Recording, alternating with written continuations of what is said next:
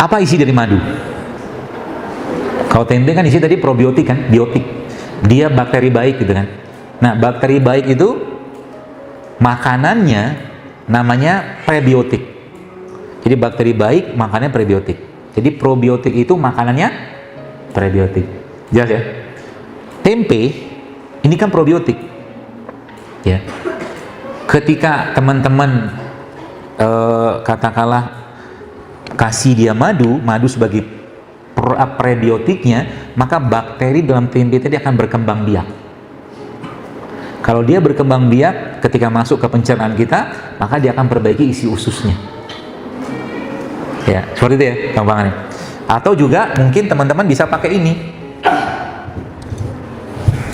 Sumber prebiotik yang paling baik. Jadi saya saya pengen pesan kepada Anda, mari jadi pemuda atau akhwat atau ikhwan rimpang, rempah dan kurma. Ya, jadi tiap hari itu Anda mengkonsumsi makanan-makanan sehat gitu. Ya, sekarang jadi tempe nih setahu saya jenis bakterinya bukan bakteri yang kuat tahan panas. Nanti coba tanya ahlinya. Ya. Jadi kalau kita makan tempe goreng itu sebenarnya sudah banyak yang berkurang. Makan mungkin feeling saya sudah habis tuh bakteri mati. Sedangkan ini kan probiotik gitu kan, bakteri kan, gitu. Jadi semakin banyak probiotiknya, semakin banyak prebiotiknya masuk ke badan kita, nih saya kasih solusinya aja. Akan semakin sehat banget. Itu sebabnya dalam hari-hari teman-teman sekalian, saya pesan aja 4 hal ini yang Anda coba masukin dalam list makanan. Ya. Yang pertama apa? Madu. Ya. Madu yang bagus, madu yang asli itu mana? Jawaban saya madu yang jelas sanatnya, madu yang jelas perawinya, madu yang jelas matannya. Yang belajar hadis paham. Yang nggak paham diam aja. Madu yang jelas sanatnya, ngambil dari mana? Perawinya siapa yang mengambilnya? Matannya bagaimana kandungannya itu loh.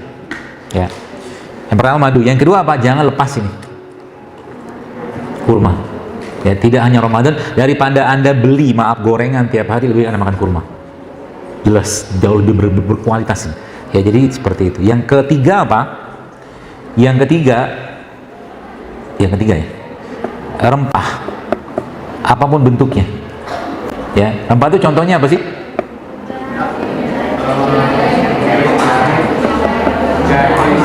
Jahe itu bukan rempah. Ya, jahe tapi dia kategorinya rimpang kalau jahe. Rempah itu contohnya kayu manis, cengkeh, gitulah.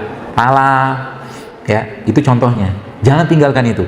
Jadi jadilah pemuda rempah dan pemuda rimpang. Gitu loh. Tiap hari ya. Itu yang.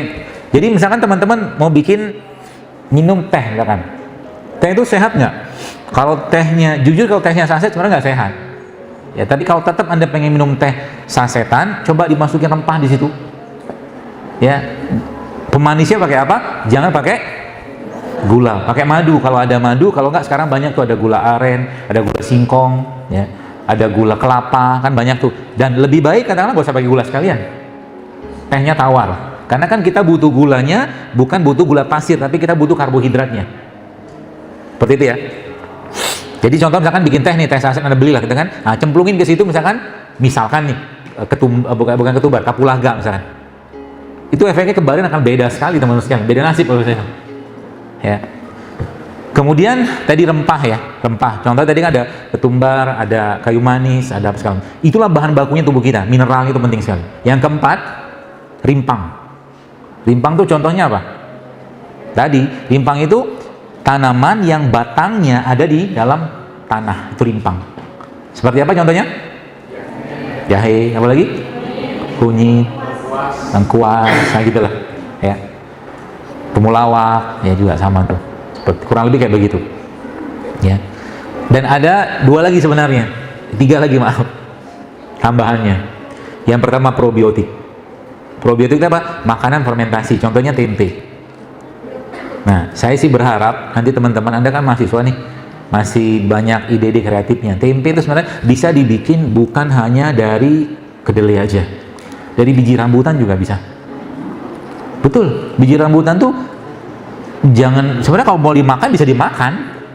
Banyak biji-biji yang kita bisa makan, biji rambutan, kemudian biji salak sih belum tahu kalau salaknya. Kedondong juga nggak tahu.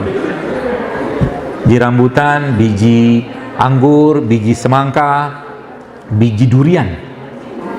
Biji durian itu sangat tinggi asam aminonya. Jadi kalau teman-teman bikin tempe dari non kedelai itu bagus sebenarnya, banyak pilihan biji-bijiannya. Dan belum banyak yang buat. Bikin tempe ini kan gampang sebenarnya kan. Modal ragi doang. Modal ragi taruh di satu tempat selesai gitu loh. Jadi dia. Ya. Jadi bikin sebenarnya itu probiotik ya. Jadi makanan itu sebabnya mungkin adik-adik mungkin pernah baca bahwa salah satu makanan paling sehat di dunia namanya apa? Rendang. Rendang sehat nggak sih? Enak iya, sehat mah tidak.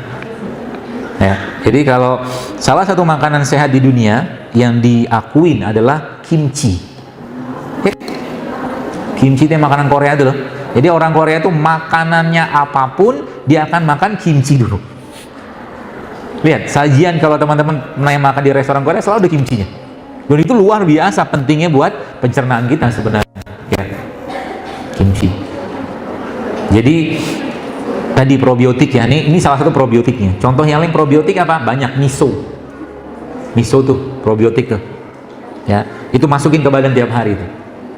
Dan yang ketiganya, yang keberapa? 1, 2, 3, 4, 5. Tadi kan udah 4. Yang kelima berarti yang keenam. Yang keenamnya prebiotik atau juga tambahkan situ asam amino. Contoh kayak begini nih. Ya kayak mungkin kita membahas kayak sayuran, buah-buahan, itu kan ada banyak prebiotik di situ. Jadi makanannya probiotik itu adalah prebiotik. Teman-teman masih suka makan nasi putih? Nasi, saran saya dimodif nasinya. Iya, udah modif nasinya. Supaya nasi putih itu kan kenapa banyak dilarang? Karena tinggi banget gulanya. Itu masalahnya. Kalau sudah makan nasi putih, apa yang tadi saat Anda kuliah? Ngantuk loh. Karena tubuh susah tubuh kita tuh berat sekali memetabolisme gula pada nasi itu gitu. Caranya gimana supaya nasi tetap tinggi seratnya? Gampang. Saran pertama, ini saya saja. Kalau mau nyobain sih, nanti coba ambil cabai rawit begini, tambahkan bawang putih, tambahkan serai sedikit, ditumis pakai minyak kelapa, ya, tumis pakai minyak kelapa, atau kalau nggak pakai minyak zaitun, tumis api kecil aja, nanti tambahkan garam sedikit, garam bukit ya, atau garam laut, garam yang sehat lah, sama tambahkan lada hitam, ya, dioseng-oseng sebentar, itu nanti dimasukkan ke nasinya. Tapi ini bukan nasi goreng sih ya. Kebayang ya? Jadi bukan nasi goreng, tapi ini dalam rangka ngasih serat dan mineral penting ke nasinya tadi. Sehingga nanti nasinya tidak terlalu berat untuk dicerna badan kita. Kebayang ya? Itu yang pertama. Atau yang kedua, Anda bisa pakai pola ini. Nanti bikin sambal. Sambal apa isinya? Ya, ada cobekan tapi nggak tahu buat apa. Isi sambalnya nanti cabai rawit, kurma sama bawang putih sama garam. Jadi karena judulnya kita sudah mulai berpisah sama gula pasir, maka teman-teman bisa ganti pemanisnya pakai kurma. Gitulah. Diulek-ulek sebentar, lalu ini tempenya Anda ancur-ancurin, masukin ke nasinya, maka nasi Anda full serat, full protein, full probiotik. Kebayang ya? Kalau mau sedikit ada sensasi manis-manisnya, suwir-suwirin kurma di situ. Aneh tapi enaknya minta ampun. Saya udah pernah nyobain misalnya. Ya, seperti itu. Lalu, jam 2:30 ya. Terakhir, tadi kan ada prebiotik kan? Jadikan mereka-mereka ini teman harian Anda, camilannya. Ya. Teman-teman lihat. Ini kan ada apa tuh namanya? Manggis ya. Manggis ini kalau kita lihat dalamnya isinya kan ada buahnya sama bijinya. Selalu Allah begini, rata-rata umumnya buah-buahan Allah bikin kayak begitu, ada bijinya di situ. Dan bijinya ini umumnya sebagian besar kandungan gizinya sangat tinggi. Jadi kalau makan manggis, yang saya sampaikan makan sama bijinya. Bahkan kalau teman-teman mau blender manggis ini, blender sama bijinya nggak pahit, insya Allah. Kita cobain. Dijadikan penganan kita tiap hari. Bapak sekalian, teman-teman, mungkin apa yang saya sampaikan ini sederhana, tapi Anda kerjakan rutin setiap hari kayak begini, Anda sedang mempersiapkan peradaban yang sehat. Beneran. Karena kita sekarang ngelihat, saya agak was-was dengan begitu berlimpahnya kedai-kedai minuman di mana-mana yang isinya gula, Nanti ya, nauzubillah min zalik, semoga tidak, kita akan mudah mendapatkan orang-orang Indonesia yang 15 tahun, nauzubillah min zalik, 20 tahun sudah kena diabetes. Artinya kalau Anda nggak cegah mulai sekarang, wassalam kita. Apalagi generasi autoimun, terlalu dikit-dikit obat-obat, sedikit-dikit obat. Bukan nggak boleh makan obat, boleh, tapi proporsional gitu loh. Ya, ada lagi batuk pilek, ambil cengkeh, ambil jahe, ambil kayu manis misalkan, atau ambil kapulaga, itu juga obat pilek gitu loh. Tinggal keprek, datang ke pasar, beli, modal goceng juga dapat. Yang gitu ya, simple sebenarnya. Ya, nah tadi manggi sini, kembali sini.